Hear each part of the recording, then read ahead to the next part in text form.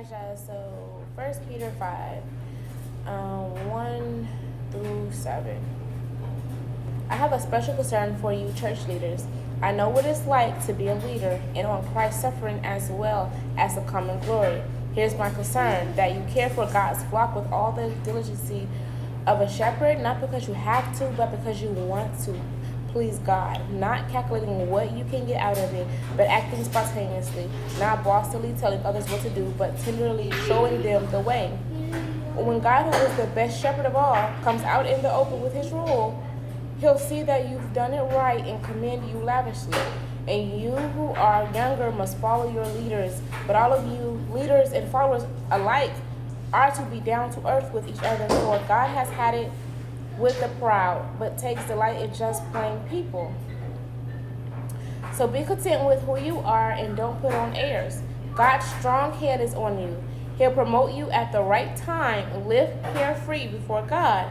He is most careful with you. Alright, so y'all, I'm just gonna say it like this because we already know we see pastors and people being overthrown and God is removing them, God is exposing things. So if God is making you a leader, wherever he has you at, like it says, if you a leader, where is it at? And you who are younger must follow your leaders. But at the same time, if God is teaching you off of his foundation and you see that your leader foundation isn't off of God and you see that they are doing something wrongly and God has you there, you see something, you say something, and if it costs you getting, mocked and persecuted by you speaking up, you continue to search God and you continue to make sure that your firm foundation is off of God, because God is doing a new thing in this season. It may not be new to us, but it may not be new to God, but it is new to us. And one thing for sure, yes, grandma and granddaddy, of how they did things for their time and for their season and for their generations, that may have worked, but it's not going to work for so long because, listen, this is a whole new generation. God wants to make sure that there is no love. There is no, like how the Bible, what Peter is saying even here, like the concern that he has is that he said, here's my concern, that you care for God's flock with all diligence of a good shepherd. A lot of people know that it comes with headaches. A lot of people don't know how to handle the capacity of what the title that they're asking for. People can tell you what they see in you. Don't allow somebody to push you into something that you haven't even endured or God hasn't talked to you about. God hasn't given you instructions, and you know that you haven't been pruned or crushed to handle it, because before God gives you something, God works on you, and God works on you in the private. God don't work on you openly. God works on you in the private, so that as he positions you, as he's healing you, as he's pruning you, as he's crushing you, as he is doing the construction on your heart, your mind, that, listen, you know the foundation of God, and that you're not going to go this world, you're not going to be moved, you're not going to be shaken by what goes on. Fear is not going to, it may come, but it's not going to live in you. Things that God free you from. So therefore, this is why you should be a new Christian. This is why you should wait on God, because like I said, God will put. So be concerned with who you are. Don't put on airs. God's strong hand is on you. He'll promote you at the right time. God will promote you. We're not here to promote ourselves. We're here to be ambassadors of Christ for God glory. Nothing more and nothing less. Yes, are there people that live for themselves and are greedy? Yes, of course. But yet don't let that be you. If God is showing you that there is something great in you, you follow his commandment. You follow his rules, not man's rules. When God, who is the best shepherd of all, comes out in the open with his rule, he'll see that you've done it right and commend you lavishly. Allow God to commend you, to give you the prosperous life that you deserve. Bless you financially, if that's your portion. Bless you, God. And it's not the finances, it's the favor, it's the peace. Because yet God may give you the capacity to handle being a leader, a lot of people or a business, but yet you're gonna have the capacity, because you know what, God is with me, and nothing can be against me. God has pulled me through this. God has strengthened me, and now because I endure with God, I have the capacity to handle this. Grandma and granddaddy may not have gotten it right, or they may have veered off and did things into their own will, but God is trying to make sure that you don't, because the concern that Peter has is don't calculate not calculating what you can get out of it. A lot of people and teachers and preachers are calculating what they can get out of it. Oh, I can get the money out of it. But yet you're still allowing souls to die. Some of y'all are pouring into dead ground that has no fruit. That every time something happens, this is why y'all gotta pay attention to the churches that's staying small and the ones that's and it's not about the numbers. When people are really hungry and trying to get God, like, you can pay attention to those leaders that got fruit and those that don't. Whatever don't have fruit, God's going to make sure that it do not grow. So pay attention to make sure that you're not loyal to pastors and teachers. Go somewhere where there's fruit. God, guide me. God, listen. God, if you're making us leaders, God, make sure that we have the fruit within ourselves, that we're going through the process. We're enduring what you're asking us to, because I want what God has for me. I want the lavish life at the appointed time, at God's time, not my time, but God's appointed time. That God is my shepherd. God is your shepherd. Don't be afraid. Yes, like Jeremiah, he was young. Don't allow people to make your age make you feel like, oh, because you're young, you can't be a leader, or you got to go through all these classes. No, you don't, because I went to God's high school. I went to God's graduate school, and it's a continuing school. I'm in His Bible study. I'm in His classes. I'm in His presence faithfully. Like, when God is rising you up, your firm foundation has to be a bit stronger than your grandmas and your granddaddies. You cannot go off of their foundation anymore. You got to go. God's saying, no. Because if their foundation was really, really right, homes wouldn't be broken. Y'all wouldn't be in ministry more than you at home. And if things are getting neglected, so God is saying, I'm putting in my order, my order, His firm foundation. Pick God first, then take care of your families. So as you being the example of Christ, this is the order that I'm trying to get my leaders to see. That no, you're not going to work hard at your work or that job. I gave it to you and I can take it away. I want you to be the true leaders where love is coming back. Love is coming back.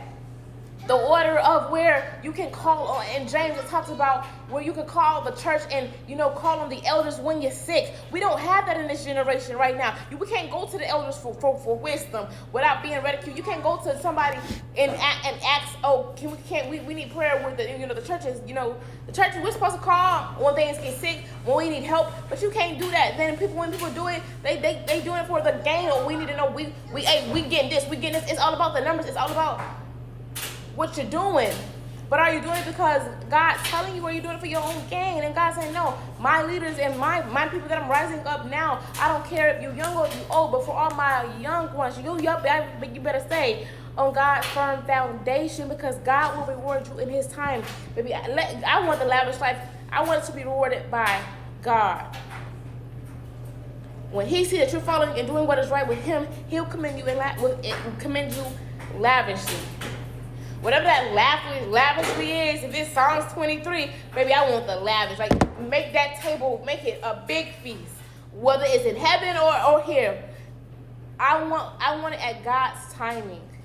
I don't want too much on my plate. God, teach us how to not just because the ministry is ours, that we're not getting in the way of it. Because when we get in the way of it, so help us with our emotions. Help us to be kind to one another. Help us when it's hard. So teach us, and God will teach you all of this before He puts you out there. Don't be like these other leaders who are letting things that the accolades and everything else get in the way of them where it's a gain. No, do it because you love doing what pleases God, what gets to His heart. What is it that's inside of you that God is trying to birth out and bring forth? But you got to allow yourself to surrender unto Him so He can work on it. You will not be like your grandma and granddaddy. Nothing was wrong with that. Listen, that was for their generation. But in this generation, God needs order. God needs people to see real love, where marriages is not a mockery or a show or a business deal. God needs that family needs to come together, because if everything that grandma and them did, their prayers may have worked, everything, but for this generation right now, where is God at? Because if y'all taking up the things that they did, some of y'all are taking up generation curses from them where they take over where money matters. Like, get to know God's firm foundation. God wants the peace back. God wants marriages restored. God wants kingdom marriages. God wants kingdom families. So when people say, when I see people, I see God in them, and that's what I want. I want my marriage to be like this. I don't care about what nobody else got going on. What's your foundation? God. God is my firm foundation. God is the foundation that's standing on my family. He is holding us. He's a 3-strand cord. So in this season, listen. Let us, like it says, we are all alike. to be down to earth with each other. God has had it with the proud, but he takes delight in just plain people. Stop trying to be like everybody else and be who God created you to be. Know your identity is in God. God, as you make it as leaders and teachers for you, that we are standing firm in everything that you're telling us to do, and that we trust that, and we don't dim ourselves and shrink because of what others gotta say. Listen, we're gonna stay in your wilderness. We're gonna stay in your presence as long as as long as we can, because God, we need you in our life. So we want to be used by you in this season. Like, y'all, watch who you're following as leaders. Watch, if God's making you a leader, watch what you preaching about. Make sure that your heart is, because it's like, this is of God. It's like, oh, I have to do this, I have to do this. And it becomes a burden, because anything that becomes a burden and God is giving you that gift and that calling, like, it's because it's being forced. Don't allow people to touch you and push you, because you will hate what you're trying to become. And then you always shrink to the lower level. Like, God can say, I got something on you, but you allow people to put you in different positions. Oh, well, no, I need you to be in the choir. But that's not, like, I don't care, you can sing. Or I need you as a musician. But yet God's saying, I need you as someone that preaches and a minister. Or I need you as a pastor or a deacon or leader. Don't let somebody tell you your position. Allow God to strengthen you. You trust in God no matter what comes against you. I'm telling you, no matter what comes against you. Because no matter what comes against me, I'm walking who God called me to be. People going to have to get out of my way. And God going to have to handle the rest. It's simple as that. Like, I'm not allowing fear to come in. Don't allow fear to come in to shrink you. No more self-sabotaging or having doubts. Oh, am I good enough? No, none of that. God made me for this. God appointed you. God chose you. So as leaders, let us, God, build us in the quiet. Build us in the private. Because God's about to build some of us up in ways that it don't make sense. God's about to build some of us up where you're going to have to stand on his teaching and things do come against you. And you're going to have to be fine with that. And it's crazy because God had brought up my uncle and my daddy, because my uncle's a preacher. So I'm like, was this supposed to fall down to my daddy? And it just skipped to me. So it's just like God had me laughing because he's brought up Esau and Jacob, and was just like, this is what, like, all I could hear was, this is what happens when you take your inheritance and you leave God out. And he was like, my daddy was pretty much Jacob.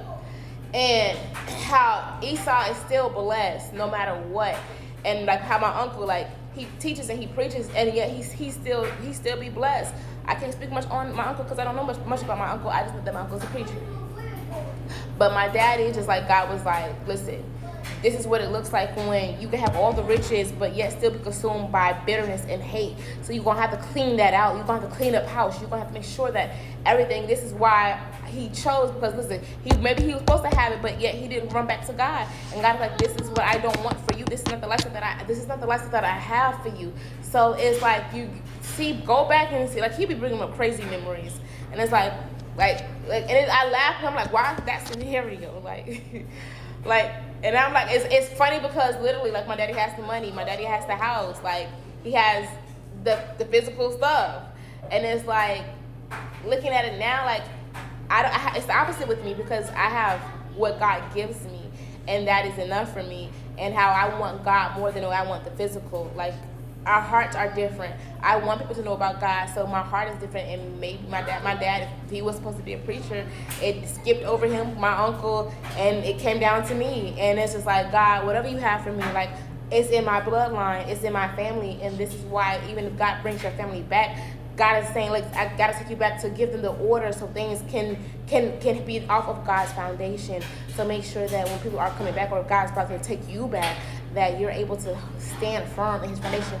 And God if God knows that you're gonna be moving by what goes on, he's not gonna give you something more heavier. He's going to keep you in that same cycle till you overcome that. And once you overcome that and you become strong, God is strong. God is really going to use you. So y'all, just stay obedient to God, and as God's raising up leaders, that you just trust in him, that he's not going to fail you. He's not going to leave you hanging.